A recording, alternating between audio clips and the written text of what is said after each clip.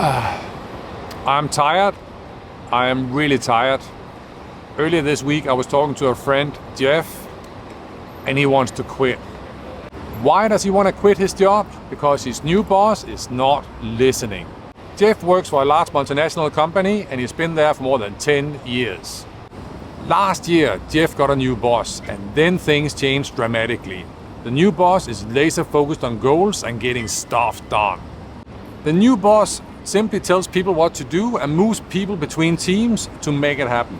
The boss doesn't listen and he's not open to new ideas unless the ideas mirror his own ideas. So what? Jeff and the team are demotivated, more people are leaving or considering leaving. Here's the sad thing, Jeff is not alone. I know many people who work for bosses that don't listen.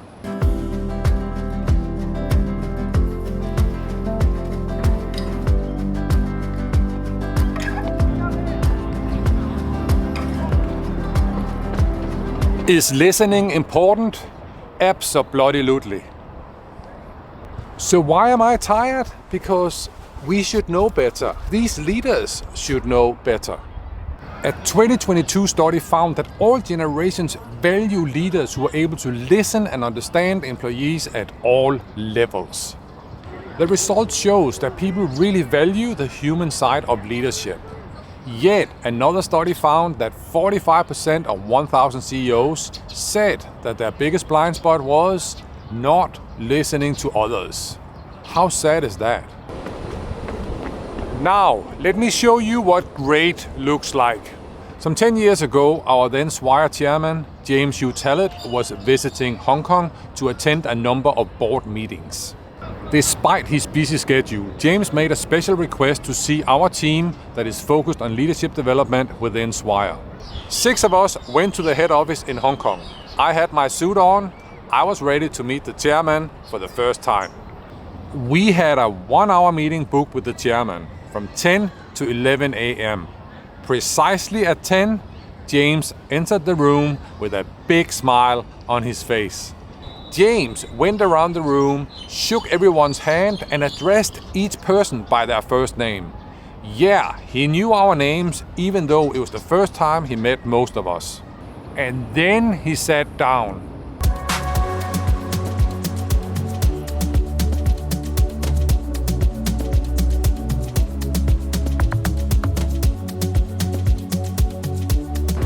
The chairman sat down. He had a notebook and a pen. He put both on the table. I did not see any mobile phone. Then James took off his watch and he put it on the table to keep track of time. He leaned in and said, "We have 1 hour together. Let's make the most of it. Why don't each of you first tell me what you do and then tell me how I can help you?" James opened his notebook. We started speaking. He started writing. It worked like magic. James listened, he took notes, and he asked questions to better understand. Throughout the whole meeting, he was 100% present. That in return created a space where we felt safe to share even more. At the end of the hour, James summarized the meeting. He gave us the 3 things that he would do for us. He thanked us, he smiled, and he left the room. I thought, wow, that was amazing. I want to work for that guy. The following week, James sent us all an email to follow up on the 3 things that he promised to do for us. That's how you do it. Yes, listening is basic. It's not rocket science, but apparently it's really hard to do. Okay, some of you like data. Gallup's research shows that 42% of the reasons people are quitting are tied to the way they feel about their boss and the company culture. Other people matter. Some famous chef once said, "I can teach people to do shit, I can't teach people to give a shit." I agree. But let me say this anyway. If you aspire to be a great leader that people really want to work for, be like the chairman, be like James. I think I'm done, but yeah, this leaders that don't listen is just one thing that really gets to me.